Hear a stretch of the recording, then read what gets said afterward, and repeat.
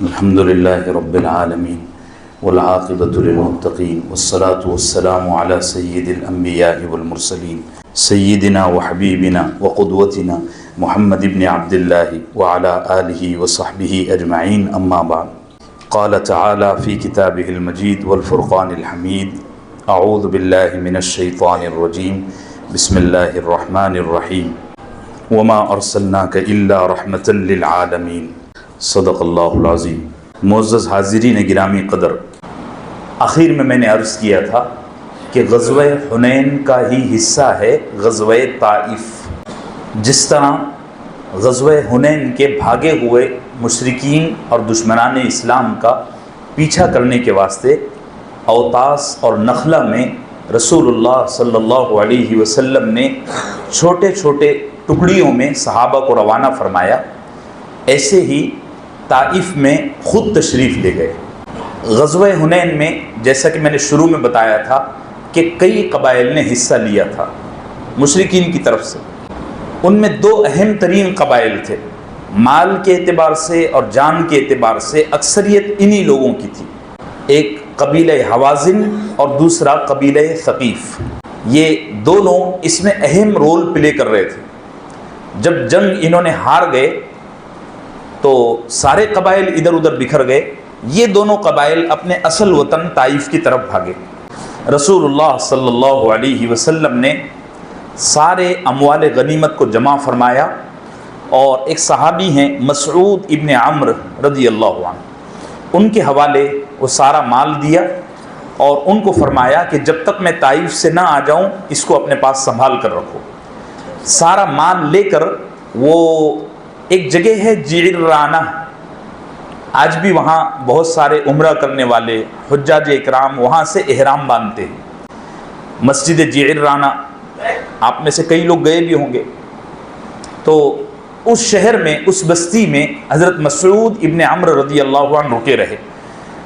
پہلے رسول اللہ صلی اللہ علیہ وسلم نے حضرت سیدنا خالد ابن ولید رضی اللہ عنہ کو روانہ فرمایا 1000 صحابہ کے ساتھ کہ آپ لوگ نکلو، اور اس کے بعد سارا مال جمع کیا، حضرت مسعود کے حوالے فرمایا. پھر وہ حضرت شیمہ کا قصہ بیچ میں جو میں نے کل بتایا. پھر اس کے بعد رسول اللہ صلی اللہ علیہ وسلم نکلے. جعرانہ سے جب نکلے ہیں تو بیچ میں ایک جگہ آتی ہے لیہ. اب پتہ نہیں وہ ہے کہ نہیں، لام یا ہے، لیہ یا لئی اس کا نام ہے، کتابوں میں ملتی ہے، اب نہیں پتہ مجھے ہے کہ نہیں. تو وہاں مالک ابن عوف کا قلعہ تھا. رسول اللہ صلی اللہ علیہ وسلم نے دیکھا کہ یہ ویران پڑا ہے، ہو سکتا ہے جب ہم طائف پر حملہ آور ہوں تو مالک اپنی فوج سمیت یہاں آ کر چھپ جائے. تو سرکار دو عالم صلی اللہ علیہ وسلم نے اس قلعے کو ڈیمولش کرا دیا، گروا دیا. پھر آپ یہاں سے نکلے سیدھے طائف پہنچے. جب طائف پہنچے تو پتہ چلا کہ حوازن اور ثقیف یہ دونوں قبیلے طائف کے ایک بہت مضبوط اور ہوادار اور پرتعیش قلعے میں بند ہیں. اور یہ بھی بات معلوم ہوئی کہ یہ قلعے میں 1 سال کا راشن پانی لے کر اندر بند ہو گئے. جب 1 سال کا سامان لے لیا تو اب باہر آنے کا سوال ہی نہیں. پانی سے تو ویسے ہی طائف بھرا ہوا ہے، رہ گئی بات کھانے کے سامان کی تو انہوں نے فل لے لیا تھا. تو رسول اللہ صلی اللہ علیہ وسلم نے ان کو باہر نکالنے کے واسطے الگ الگ طریقے اپنائے. پہلا طریقہ یہ تھا کہ ڈائریکٹ صحابہ کو حکم فرمایا کہ دروازے پر حملہ کرو. لیکن جب صحابہ قریب گئے تو اوپر سے پتھر اور تیر دونوں برسے. اس میں 12 صحابہ شہید ہوئے. تو رسول اللہ صلی اللہ علیہ وسلم نے یہاں سے، اچھا یہ تو وہ صحابہ تھے جو قلعے کے قریب گئے تھے. یہ حوازن اور ثقیف کے لوگ قلعے کے اوپر چڑھ کر دور بیٹھی ہوئی فوج کو بھی نشانہ بنا رہے تھے پتھروں سے اور تیروں سے. تو نبی صلی اللہ علیہ وسلم نے مناسب سمجھا کہ جہاں ہم نے پڑاؤ ڈالا ہے اس سے اور پیچھے جا کر ہم اپنا کیمپ لگائیں. آج بالکل وہاں جامع الطائف بنی ہوئی ہے جہاں رسول اللہ صلی اللہ علیہ وسلم کا کیمپ منتقل ہوا. پہلی جگہ نہیں، پہلے جہاں تھا وہاں نہیں، وہاں سے اٹھا کر جب آپ دوسری جگہ گئے تو وہاں اب سعودی گورنمنٹ نے بہت عالی شان مسجد بنائی ہے. وہاں اب جو دوسرا جو کیمپ تھا وہاں انہوں نے جامع الطائف کے نام سے مسجد بنائی ہے. نبی صلی اللہ علیہ وسلم نے تیر اور پتھروں کی وجہ سے اپنا پہلا کیمپ اکھاڑا اور پیچھے لے گئے۔ پھر اب یہاں آپ نے الگ الگ حکمت عملی اپنائی۔ ایک حکمت اور ایک طریقہ یہ اپنایا کہ منجنیق جو ہوتے تھے اس سے قلعے کی دیواروں پر پتھر برسائے، ایک گولا، دو گولا، تین گولا۔ جب کئی گولے بھاری بھرکم پتھر قلعے کی دیواروں پر پڑے تو ایک دیوار میں شگاف پڑ گئی، یعنی وہ تھوڑی سی پھٹی۔ تو اب نبی صلی اللہ علیہ وسلم نے حکم فرمایا کہ دبابہ کے ذریعے دیوار کو توڑو۔ دبابہ کا یہ جو لفظ ہے، اب اس لفظ کا مطلب عربی زبان میں ٹینک کو ہوتا ہے، جو ماڈرن ٹینک ہمارے ہیں گولے برسانے کے۔ پرانی قدیم زمانے میں دبابہ کا لفظ لکڑے کے ایک گاڑے کے لیے بولا جاتا تھا۔ یہ چیز رسول اللہ صلی اللہ علیہ وسلم کو خیبر میں ملی تھی، یہ دبابے۔ اس سے پہلے کسی جنگ میں اس کا ذکر نہیں ملتا، میں نے وہاں بتایا بھی تھا۔ تو 7-8 صحابہ دبابے کے ذریعے دیوار میں پڑی ہوئی جو شگاف تھی، دراڑ تھی، اس کو توڑنے کے واسطے آگے بڑھے۔ تو قلعے کے اندر جو لوگ بیٹھے ہوئے تھے انہوں نے لوہے کے ٹکڑوں میں آگ لگائی، بڑے بڑے لوہے کے ٹکڑوں کو تیل مسالہ لگایا، اس پر آگ برسائی اور دبابے کے اوپر وہ پھینکے۔ اب ایک ایک گولا، ایک ایک ٹکڑا 10-10 20-20 کلو کا، تو لکڑی نے اتنا برداشت نہیں کیا۔ اچھا، وہ جو ٹکڑے تھے لوہے کے وہ بھڑک رہے تھے، وہ لکڑی پر جب بار بار گرے ہیں تو خود لکڑی میں آگ لگ گئی۔ دبابے میں جو صحابہ چل رہے تھے وہ خود شہید ہو گئے۔ تو یہ تدبیر اور یہ طریقہ بھی ناکام ہوا۔ تیسرا طریقہ رسول اللہ صلی اللہ علیہ وسلم نے یہ فرمایا کہ صحابہ کو حکم دیا کہ ان کے جو باغ ہیں انگوروں کے، اس کو کاٹنا شروع کرو، چونکہ ان کی فصل تھی نا۔ جب انہوں نے کاٹنا شروع کیا تو قلعے میں بیٹھے ہوئے سردار قلعے کے اوپر چڑھے اور چڑھ کر کہنے لگے، یا محمد تجھے رشتہ داری کا واسطہ، اور پھر ایک لفظ اور کہا کہ تجھے اللہ کا واسطہ ایسا مت کر۔ اس میں ایک واقعہ یہ بھی ہوا کہ کچھ صحابہ نے جتنا حکم دیا تھا اس سے زیادہ انگور کے خوشے کاٹ دیے، درخت کاٹ دیے۔ جیسے 1 ایکڑ اکھاڑنے کا حکم دیا ہوگا تو صحابہ نے جذبات میں اور جنگی تیش میں 1 کے بجائے 2-2.5 ایکڑ کاٹ دیے۔ تو وہ چھت پر چڑھے قلعے کے سردار اور انہوں نے کہا کہ یا محمد تجھے رشتہ داریوں کا واسطہ، قرابت کا واسطہ، تجھے اللہ کا واسطہ، ہمارے جو باغ ہیں یہ ہماری فصل ہے، یہاں کے کھانے کے لوگوں کا سامان ہے، اس کو مت اکھاڑو۔ تو نبی صلی اللہ علیہ وسلم کو رحم آیا اور آپ نے یہ چال بھی کینسل کر دی۔ پھر آپ نے تیسری چوتھی چال یہ چلی کہ حکم لگایا، اعلان کیا کہ قلعے کے باہر جا کر ایک آدمی اعلان کرو کہ قلعے کے اندر جو غلام ہے اگر وہ باہر آ جائے گا تو ہم اس کو آزاد کر دیں گے۔ چونکہ جو تیر برسا رہے تھے، پتھر برسا رہے تھے، وہ سیٹ لوگ نہیں تھے، سیٹ تو اندر آرام سے بیٹھے تھے، ان کے جو غلام تھے وہ ساری جفاکشی، ساری محنت کر رہے تھے۔ اب جب یہ اعلان غلاموں نے سنا کہ ہم کو صرف قلعے سے باہر نکلنے کے بعد آزادی مل جائے گی، آزادی بہت بڑی نعمت، تو انہوں نے کیا کیا، چھپ چھپا کر رسول اللہ صلی اللہ علیہ وسلم کی خدمت میں آئے۔ انہی میں ایک بڑے صحابی، بعد میں بڑے بلند مقام کے صحابی ہیں، حضرت سیدنا ابو بکر رضی اللہ عنہ، انہوں نے بھی قلعے سے فرار کی راہ اختیار کی اور رسول اللہ صلی اللہ علیہ وسلم کے پاس آئے اور اسلام قبول کیا۔ اس طرح قلعے میں بیٹھے ہوئے 23 غلاموں نے فرار کی راہ اختیار کی۔ اب یہ 23 غلام بھاگ جانا ان کے لیے بڑا نقصان تھا، مگر اس سب کے باوجود صحابہ قلعے کو فتح کرنے میں ناکام تھے، اب تک کوئی راستہ نہیں بن رہا تھا۔ تو نبی کریم صلی اللہ علیہ وسلم نے حضرت نوفل ابن معاویہ سے مشورہ فرمایا کہ کیا کرنا چاہیے۔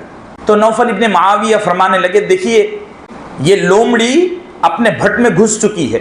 انہوں نے ایک محاورہ کہا، یہ لومڑی اپنے بھٹ میں گھس چکی ہے، اگر آپ انتظار کرتے ہیں، یہاں ڈٹ کر رہتے ہیں تو ایک نہ ایک دن تو باہر نکلے گی، اور اگر آپ یہاں سے جاتے ہیں تو مجھے نہیں لگتا کہ یہ لومڑی دوبارہ ہم کو کاٹے گی، یعنی دوبارہ یہ ثقیف اور حوازن ہم پر حملہ نہیں کریں گے۔ تو نبی صلی اللہ علیہ وسلم نے حکم فرمایا کہ سب کو اعلان کر دو، حضرت عمر کو بلا کر کہا کہ اعلان کر دو کہ کل روانگی ہے، ہم اب لڑیں گے نہیں، چلو گھر واپس مدینہ چلتے ہیں۔ تو حضرت عمر نے اعلان کیا تو کچھ صحابہ کہنے لگے، بغیر فتح کے ہم کیسے واپس جا سکتے ہیں؟ تو حضرت عمر نے آ کے نبی صلی اللہ علیہ وسلم سے عرض کیا کہ یا رسول اللہ، یہ پسند نہیں کر رہے ہیں، ان کا ارادہ ہے کہ ہم فتح کر کے ہی یہاں سے جائیں گے۔ آپ صلی اللہ علیہ وسلم نے فرمایا ٹھیک ہے، فتح کر کے جائیں گے, کل کوشش کر لیتے ہیں. دوسرا دن جب نکلا تو آپ نے حکم فرمایا چلو حملہ کرو. جتنے گئے سب زخمی ہو کے آئے, کیونکہ نبی کی مرضی نہیں تھی نا, زخمی ہو کے آئے. تو اب سب کی طبیعت مرجھا گئی کہ کل نبی صلی اللہ علیہ وسلم جو کہہ رہے تھے ہم کو مان لینا چاہیے تھا, پتہ نہیں کیا ہوگا. تو نبی صلی اللہ علیہ وسلم نے مسکرا کر حکم فرمایا کیا ارادہ ہے, چلتے ہو کل واپس؟ تو نبی صحابہ نے کہا کہ جی بالکل چلتے ہیں, جیسا آپ کا حکم. جیسے ہی آپ نے یہ کہا تو صحابہ, وہ آپ نے دیکھا ہوگا ابھی بھی گاؤں میں ایک تہذیب ہے, کسانوں کے پاس ایک بڑا ڈنڈا ہوتا ہے اور اس پر وہ اس طرح ایک گٹھڑی باندھتے ہیں. پہلے اپنی گٹھڑی میں پورا سامان باندھ دیتے ہیں اور اس گٹھڑی کو پھر ڈنڈے کے اوپر باندھتے ہیں اور اس ڈنڈے کو کندھے پر لے کر پورے کھیت میں گھومتے ہیں. اس میں توشہ رہتا ہے, کچھ سامان رہتا ہے. تو جن کے پاس سواری نہیں تھی اور کچھ مال غنیمت ان کو ہاتھ لگا تھا, کچھ کھانے کا سامان تھا, کچھ انگور مل گئے تھے, وہ سارا انہوں نے گٹھڑے میں باندھا اور اس کو ڈنڈے میں لپیٹا, کندھے پر رکھ کے چلنے لگے. نبی صلی اللہ علیہ وسلم نے مسکرایا اور فرمایا نبی کی اطاعت میں اللہ نے ہر حال میں بھلائی رکھی ہے. اب نبی کریم صلی اللہ علیہ وسلم طائف سے روانہ ہوئے اور طائف سے نکلنے کے بعد آپ یہاں سے جعرانہ پہنچے, چونکہ جعرانہ میں حضرت مسعود ابن عمرو رضی اللہ عنہ بیٹھے ہوئے انتظار کر رہے ہیں. تو اچھا, یہ جو جتنا بھی میں نے آپ کو سنایا یہ کتنے دن میں ہوا اس میں اختلاف ہے. صحیح مسلم کی روایت کے مطابق 40 دن رسول اللہ صلی اللہ علیہ وسلم یہاں رکے رہے. 20 دن کی بھی روایت آتی ہے, 9 دن کی بھی روایت آتی ہے. بہرحال 40 دن ہم پکڑ کے چلتے ہیں جو بھی ہوا. 40 دن کے بعد آپ واپس جعرانہ گئے. اب صحابہ منتظر تھے کہ اب مال غنیمت تقسیم ہوگا. بہت بڑا مال ہاتھ آیا تھا نا, کئی ہزاروں اونٹ, کئی ہزاروں بکریاں اور کئی کنٹل چاندی. تو نبی صلی اللہ علیہ وسلم نے فوراً مال غنیمت بانٹنے کے بجائے انتظار کیا. اب کتنے دن یہاں رکے رہے کوئی اوتھنٹک مضبوط روایت ملتی نہیں ہے جس کی بنیاد پر ہم کہہ سکیں کہ اتنے دن جعرانہ میں رکے, لیکن بہت دن رکے. احادیث میں یہ ملتا ہے کہ کثیر ایام آپ یہاں رکے رہے. 10 دن پکڑ لو, 15 دن پکڑ لو, واللہ اعلم. یہ اس لیے رکے کہ حضرت نبی کریم صلی اللہ علیہ وسلم کو یہ توقع تھی کہ قبیلہ حوازن اور ثقیف یہ دونوں آئیں گے, توبہ کریں گے, اسلام قبول کریں گے, تو میں ان کا مال ان کو واپس دے دوں گا. آپ کی مرضی یہ تھی, لیکن وہ نہیں آئے. اتنے دن رکنے کے باوجود بھی نہیں آئے. اب ذرا اس کو غور سے سنیے جو میں آگے عرض کر رہا ہوں, بہت اہم گفتگو ہے, بہت اہم گفتگو ہے. تو اب آپ نے مال تقسیم کرنے کا حکم دیا. جتنا مال غنیمت تھا, ابھی تو بہت بڑی تعداد میں تھا. اب مال کی تقسیم میں آپ نے جو طریقہ اور جو رویہ اور جو سلوک اپنایا وہ بڑا عجیب و غریب تھا. اس کی تفصیل میں آگے عرض کرتا ہوں. پہلے ایک تمہید آپ سنیے. دیکھو میرے عزیزو, اسلام اور حق کو قبول کرنے والے لوگ الگ الگ طرح کے ہوتے ہیں. میں نے کیا کہا؟ حق کو قبول کرنے والے لوگ الگ الگ ہوتے ہیں. بہت اہم گفتگو ہے. مولانا امام محمد غزالی نے اس کو بڑی تفصیل سے عرض کیا ہے. میں 2-3 منٹ میں کوشش کروں گا کہ اس کو سمیٹ لوں. حق کو قبول کرنے والے لوگ الگ الگ ہوتے ہیں. کچھ لوگ وہ ہوتے ہیں جو حق کو قبول کرتے ہیں دلیل کی روشنی میں. کچھ لوگ وہ ہوتے ہیں جو حق کو قبول کرتے ہیں محبت کی وجہ سے. کچھ لوگ وہ ہوتے ہیں جو حق کو قبول کرتے ہیں رشتہ داری کی وجہ سے. جیسے سیدنا علی ابن ابی طالب رضی اللہ عنہ, نبی صلی اللہ علیہ وسلم کے بھائی تھے, بس قبول کر لیا قرابت کی وجہ سے. حضرت سیدنا ابو بکر صدیق نے محبت کی وجہ سے قبول کر لیا, دوست تھے. حضرت عمر ابن خطاب نے دلیل کی روشنی میں اسلام قبول کیا. قرآن پڑھا گیا, طٰہٰ مَا أَنزَلْنَا عَلَيْكَ الْقُرْآنَ لِتَشْقَىٰ. قرآن کی نکتہ انگینی دیکھ کر عمر نے سر جھکا دیا, دلیل کی روشنی میں اسلام قبول کیا. یہ وہ لوگ ہیں جو حق کو اس کے اصولوں پر پرکھ کر حق کے غلام بنتے ہیں.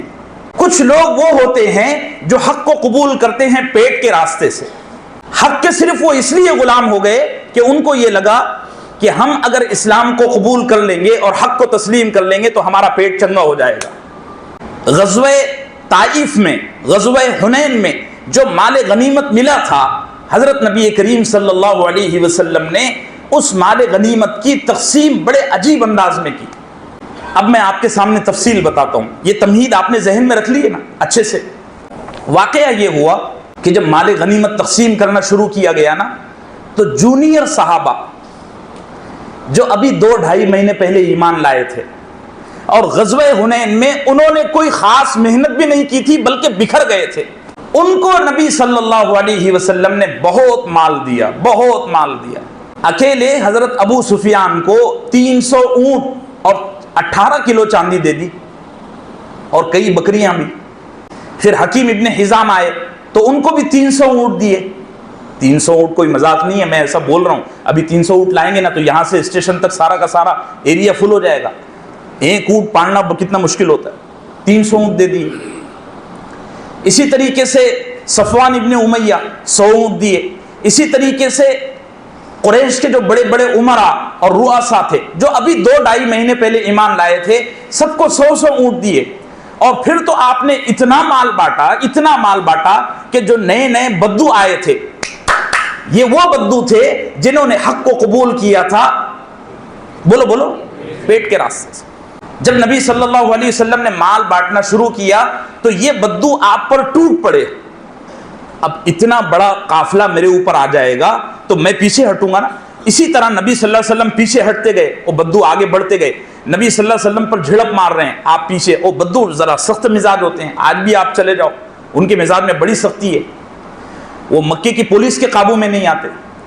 تو نبی صلی اللہ علیہ وسلم پیچھے ہٹ رہے ہیں، آپ اتنا پیچھے ہٹے اور بے خبری میں ایک جھاڑی میں آپ کی چادر مبارک پھنس گئی، اور پھر آپ تھوڑے غمگین ہوئے، آپ کو تھوڑا سا دکھ ہوا۔ آپ نے فرمایا لوگوں میں کوئی نبی، میں کوئی جھوٹا آدمی ہوں، میں کوئی کنجوس ہوں، سب کو دینے کے لیے کھڑا ہوں، لائن سے اور ڈھنگ سے لو، یہ کیا طریقہ ہے کہ تم مجھ پر ٹوٹ پڑے؟ میں تو بانٹنے والا ہوں، میں تو سخی ہوں، اور آپ نے مسلسل مال بانٹا۔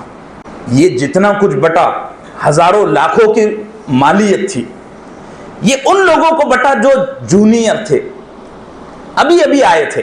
قرآن نے ان کو نام دیا ہے مؤلفۃ القلوب کا، یعنی وہ لوگ جو مال کی وجہ سے اسلام کے قریب ہوئے اور مال ہی کی وجہ سے اسلام پر جمے۔ جب سینئر صحابہ کی بات آئی تو نبی صلی اللہ علیہ وسلم نے حضرت زید بن ثابت کو بلا کر حکم فرمایا، مہاجر اور انصار کو 100 نہیں بلکہ 4 اونٹ دینا ہے۔ یہ سینئر صحابہ کتنے؟ 4 اونٹ 40 بکریاں، اور جو سواری پر تھے پیدل کو کم ملتا تھا، جو سواری پر تھے تو سواری پر آنے والوں کو 120 بکریاں اور 12 اونٹ اور چاندی کا تھوڑا سا حصہ۔ اور انصار کو تو رسول اللہ صلی اللہ علیہ وسلم نے کچھ بھی نہیں دیا، ایک پھوٹی کوڑی نہیں۔ ابھی 2 دن پہلے آپ نے سنا ہوگا کہ جب غزوہ حنین میں بھیڑت ہوئی اور رسول اللہ صلی اللہ علیہ وسلم تنہا ہو گئے اور حضرت عباس نے آواز لگائی تو ایک آواز یہ بھی لگائی تھی، او انصاریوں کہاں چلے گئے؟ لگائی تھی کہ نہیں؟ اور انصاری واپس آئے تھے تو ہارتی ہوئی بازی مسلمان جیتنے لگ گئے۔ ہوا تھا کہ نہیں؟ یاد ہے نا؟ انصار کو نبی صلی اللہ علیہ وسلم نے کچھ نہیں دیا، ایک پھوٹی کوڑی بھی نہیں۔ جو دیا وہ سارا کا سارا مکے والوں کو، قریش کے سرداروں کو، ابو سفیان کو، حکیم ابن حزام کو، اور اسی طریقے سے صفوان ابن امیہ کو، ان سارے مالداروں کو، ان سارے رؤساء کو دیا۔ یہ سب مکی لوگ تھے، انصار کو کچھ نہیں دیا۔ تو انصار کے کلیجے تنگ ہو گئے، دل چھوٹے ہو گئے، اور ایک انصاری نے بڑی غم کی حالت میں یہ جملہ کہا کہ لگتا ہے رسول اللہ صلی اللہ علیہ وسلم مکہ فتح ہونے کے بعد اپنے والوں کی طرف مل گئے۔ یہ جملہ کہہ دیا۔ جب وہ یہ جملہ کہہ رہا تھا انصاری صحابی، تو وہاں حضرت سعد ابن عبادہ بیٹھے ہوئے تھے، حالانکہ وہ بھی انصاری تھے، لیکن ان کو اچھا نہیں لگا کہ نبی صلی اللہ علیہ وسلم کے پیٹھ پیچھے لوگ اس طرح کہیں۔ وہ وہاں سے اٹھے، بوڑھے آدمی تھے، اور رسول اللہ صلی اللہ علیہ وسلم کی خدمت میں آ کر کے کہا کہ یا رسول اللہ، میری قوم آپ کے بارے میں ایسی باتیں کر رہی ہے، چہ میں گوئیاں ہو رہی ہیں کہ نبی صلی اللہ علیہ وسلم نے ہمارے ساتھ بے انصافی کی، ہم کو کچھ نہیں دیا۔ ہم ہی تو وہ لوگ ہیں کہ جس نے حنین میں نبی صلی اللہ علیہ وسلم کا پانسا پلٹا، ورنہ تو جنگ ہمارے ہاتھ سے نکل چکی تھی۔ تو نبی صلی اللہ علیہ وسلم کو حضرت سعد ابن عبادہ جب سنا رہے تھے تو آپ صلی اللہ علیہ وسلم ایسے بیٹھے ہوئے تھے، میری طرف دیکھیے، یہ دست اقدس آپ کی گدی پر تھا اور یہ پیر ایسے تھا ایک درخت کے سائے میں، اور ادھر کچھ گروہ بیٹھا تھا صحابہ کا، آپ ان سے بات چیت کر رہے تھے۔ حضرت سعد ابن عبادہ ادھر بیٹھ کر کہہ رہے ہیں نبی صلی اللہ علیہ وسلم سنتے رہے. جب حضرت سعد بن عبادہ نے فرمایا کہ میری قوم آپ کے بارے میں چیمے گوئی کر رہی ہے, تو نبی صلی اللہ علیہ وسلم اٹھ کر بیٹھ گئے اور فرمایا آپ کی کیا رائے ہے؟ کیا فرمایا؟ آپ کی کیا رائے ہے؟ آپ کیا کہتے ہو؟ آپ کی قوم کچھ کہے مجھے اس کی پرواہ نہیں, آپ سردار ہو, آپ بولو آپ کیا کہتے ہو. تو حضرت سعد بن عبادہ ایک دو لمحوں کے لیے خاموش ہوئے, ٹھنڈی سانس لی اور پھر فرمایا ما انا الا من قومی, یا رسول اللہ میں بھی اپنی قوم کا ایک فرد ہوں, میں اپنی قوم کے مخالف نہیں جا سکتا. علاقائیت بہرحال آدمی میں آئی جاتی ہے, کہیں نہ کہیں وہ رخ پھڑک جاتی ہے. نبی صلی اللہ علیہ وسلم نے حضرت سعد بن عبادہ کو حکم فرمایا کہ آپ ایک کام کرو, انصار کو فلاں باڑے میں جمع کرو. گاؤں میں باڑا ہوتا ہے, گھر کے آگے جو صحن ہوتا ہے بڑا, باڑے میں جمع کرو, میں ان سے کچھ بات کہنا چاہتا ہوں. حضرت سعد بن عبادہ گئے اور تمام انصار صحابہ کو حکم فرمایا کہ فلاں قبیلے کے فلاں باڑے میں آؤ. چنانچہ تمام انصار صحابہ اور کچھ مہاجرین اس باڑے میں آئے. اب نبی صلی اللہ علیہ وسلم نے جو حزن آفری تقریر فرمائی ہے, جو اعزاز بیان کیے ہیں انصار کے, اسے سنیے آپ اور سر دھنیے. اور جس انداز میں بات کو سمجھایا ہے, واقعتاً ہماری لیڈرشپ آج اگر اپنی قوم کو صرف سیرت کی روشنی میں لے کر چلنے والی ہو جائے, امت میں اختلاف ہی نہ ہو. لیکن اس وقت ہمارا مسئلہ یہ ہے کہ ہماری لیڈرشپ ایسی ہے جس نے خود امت کو توڑ کے رکھا ہوا ہے. چھوٹی چھوٹی انا کے واسطے, چھوٹی چھوٹی کرسیوں کے واسطے ہمارے لیڈر آپس میں لڑ رہے ہیں. اب نبی صلی اللہ علیہ وسلم نے جو تقریر کی ہے, میں لفظ بلفظ آپ کے سامنے بیان کرتا ہوں. آپ آئے, جب تمام انصار صحابہ آ گئے تو آپ کھڑے ہوئے, آپ نے خطبہ پڑھا الحمدللہ رب العالمین, اس طرح اللہ کی بڑائی بیان کی. پھر فرمایا انصار کے لوگوں, یہ تم کیا میرے پیٹھ پیچھے چیمے گوئیاں کر رہے ہو؟ یہ سب میرے علم میں ہے, جو تم کہہ رہے ہو ساری باتیں مجھ تک پہنچ چکی ہے, اور تم کیوں ناراض ہو رہے ہو؟ آپ کی آواز بھررائی ہوئی تھی, کپ کپی تاری تھی. کہنے لگے تم مجھ سے ناراض ہو رہے ہو, کیا ایسا نہیں ہے کہ میں تمہارے پاس اس حال میں آیا تھا کہ تم گمراہ تھے؟ کیا جملہ ارشاد فرمایا, کیا ایسا نہیں ہے کہ میں تمہارے پاس جب آیا تھا یعنی ہجرت کر کے, تو اس وقت تم گمراہ تھے, اللہ نے تمہیں میرے ذریعے ہدایت دی. تم محتاج تھے, بے حیثیت تھے, اللہ نے تم کو غنی بنا دیا, مالدار بنا دیا. تم آپس میں ایک دوسرے کے خون کے پیاسے تھے, چھوٹے چھوٹے باتوں پر سال ہر سال جنگ لڑتے تھے. تم آپس میں ایک دوسرے کے خون کے پیاسے تھے, اللہ نے تم کو میرے ذریعے جوڑ دیا. لوگوں نے کہا کیوں نہیں, اللہ اور اس کے رسول کا ہی تو فضل ہے کہ ہم آج انسان بن کے جی رہے ہیں, ورنہ آپ کے آنے سے پہلے تو ہم حیوان تھے. یہ کون کہہ رہے ہیں؟ انصار صحابہ کہہ رہے ہیں, آپ بولتے جا رہے ہیں. اس کے بعد آپ نے فرمایا انصار کے لوگوں مجھے جواب دو, یہ جو تم جواب دے رہے ہو یہ جواب نہیں ہے, مجھے جواب دو.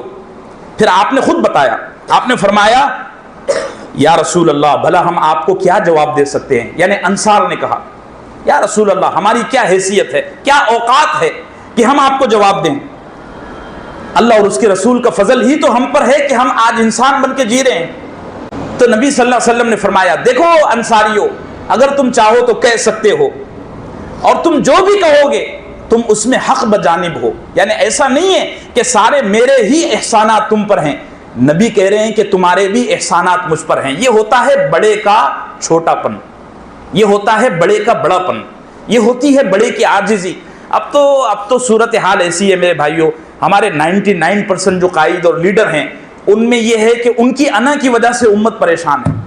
کیا بولوں آپ کو, نبی صلی اللہ علیہ وسلم نے فرمایا تم جو بھی کہو گے سچ کہو گے. آپ ہمارے پاس اس حال میں آئے تھے کہ آپ کو مکے والوں نے جھٹلا دیا تھا, آئے تھے کہ نہیں نبی صلی اللہ علیہ وسلم؟ ہم نے آپ کی تصدیق کی, آپ کو ایکسپٹ کیا, یہاں رکایا. ہم نے آپ کی مدد کی, آپ کو تو وہاں سے دھتکار دیا گیا تھا.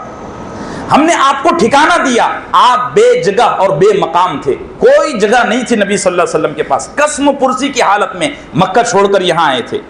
اے انصار کے لوگوں, اے انصار کے لوگوں, تم اپنے جی میں دنیا کی اس عارضی دولت کے لیے ناراض ہو گئے. اور اتنا وجد آفرین جملہ کہا پھر تو کہ اگر اس کو دل سے سنا جائے تو واقعی میں نیندیں اڑ جائیں.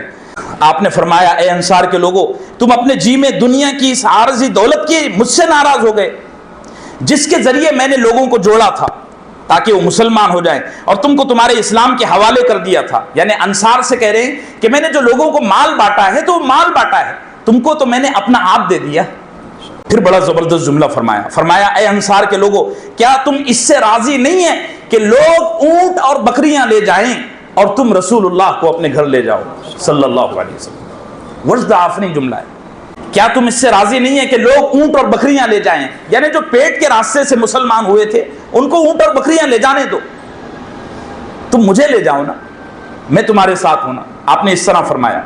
اس ذات کی قسم جس کے قبضے میں محمد کی جان ہے صلی اللہ علیہ وسلم. یہ تو اتنا بڑا جملہ ہے کہ میں سمجھتا ہوں اعزاز کے اعتبار سے انصار کے لیے اس سے بڑی کوئی سند نہیں ہے. یعنی نبی صلی اللہ علیہ وسلم نے انصار کے لیے یہ جملہ سند سرٹیفائیڈ کر دیا. کیا فرمایا معلوم ہے؟ اے انصار کے لوگوں، قسم ہے اس ذات کی جس کے قبضے میں محمد کی جان ہے، اگر ہجرت نہ ہوتی تو میں انصار کا ہی ایک فرد ہوتا. یعنی وہ تو ہجرت کی وجہ سے میں مکہ چھوڑ کر مدینہ آیا، اگر مجھے اللہ نبوت کے ساتھ ہجرت کو نہ جوڑتا تو میں پیدا ہی مدینے میں ہوتا صلی اللہ علیہ وسلم. بہت بڑی بات ہے. اور پھر کیا فرمایا اگر سارے لوگ ایک راستے پر چلیں اور انصار دوسرے راستے پر چلیں اور مجھے میرا رب حکم دے کہ تم دونوں میں سے کسی ایک کا راستہ اختیار کرو تو میں انصار کے پیچھے چلوں گا صلی اللہ علیہ وسلم. پھر آپ نے دعا فرمائی. کیا دعا فرمائی؟ کہ اے اللہ انصار کے لوگوں پر رحم فرما، ان کے بیٹوں پر رحم فرما، ان کے پوتوں پر رحم فرما. صلی اللہ وسلم علی نبینا محمد وعلی آلہ وصحبہ اجمعین.